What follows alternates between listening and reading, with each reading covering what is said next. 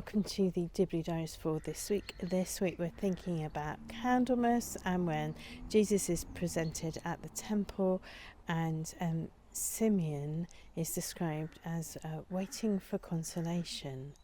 And then Simeon just talks about Jesus being the light. And I've been thinking a lot about consolation this week, preparing for this Sunday's sermons. What does it mean to be consoled? What do we offer as consolation for people, and particularly in a rural context? And I've been thinking about how actually when people are suffering in a rural context, people tend to know, and there is a different opportunity for consolation than there are in some urban contexts.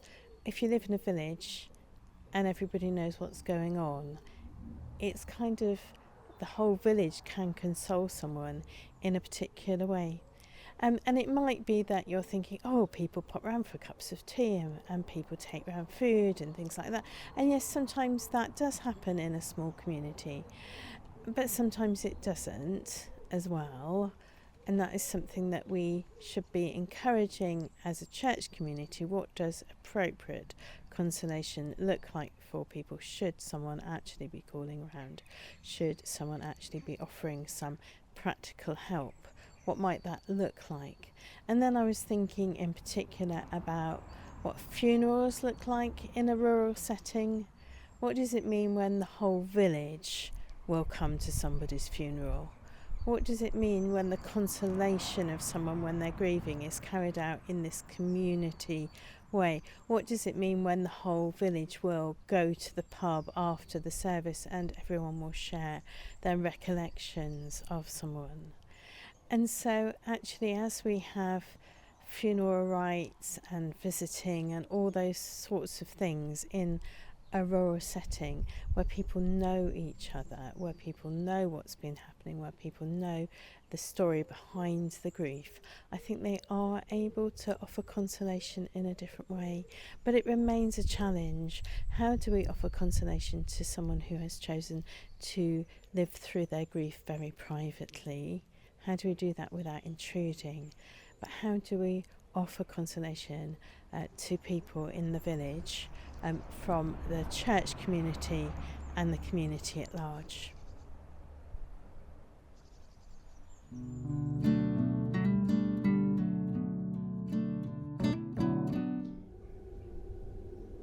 In the reading that we have for today in Luke, it talks about the waiting for consolation, that there has been waiting for consolation. But when Simeon greets Jesus, he doesn't talk about this consolation in a simple way.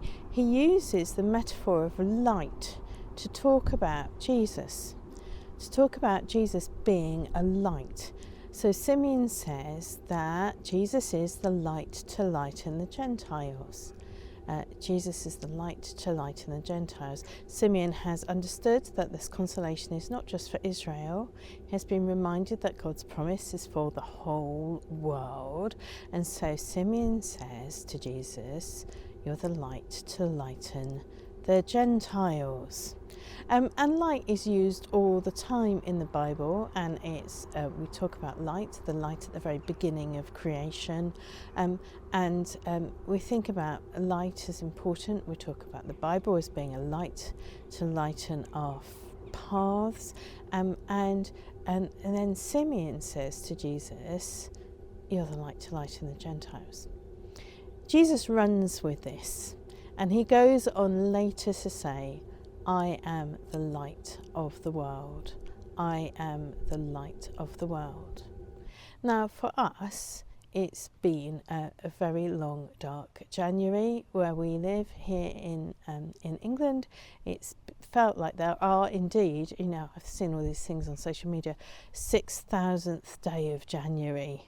And it has felt like that this year, I think, because the weather has been so wet and windy and horrible. It's just been a difficult January for us.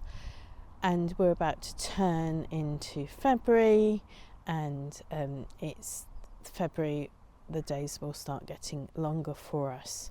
So for us, Candlemas comes at this kind of good time in our kind of weather patterns, where the days begin to get a bit lighter. But we have been in this very dark January, it seems like forever. But Jesus says, I am the light of the world, and he promises to bring light and to bring all the things that come with light: hope and joy and growth and kind of relief from the darkness, of being able to see things. All these things come with the light. So when Jesus says, I am the light of the world, we kind of innately understand what he means. What he goes on to say, of course, which is a challenge for us, is you are the light of the world. When he's talking to his followers, you are the light of the world. And we are supposed to bring light as well, all the things that we associate with light. Now this can be hard, because sometimes we don't feel like we're living in the light. We feel that things are very difficult and hard, and there's darkness. And in some ways, this is where the community comes in around us. There's a hymn which I love, which promises, I will hold the Christ light for you in the night time of your fear, about how we have to be the light of the world for each other as well, when things are difficult, when things are hard. And so this is what we remember at Candlemas. We remember Simeon talking about Jesus being light, and the light for everyone, the Gentiles, for everyone everywhere. The psalm we have today reminds us that the earth is the Lord's and everything in it. Simeon talks to Jesus, the light for all. Jesus acknowledges that as an adult, I am the light of the world. And Jesus challenges us as his followers to be the light. You are the light of the world.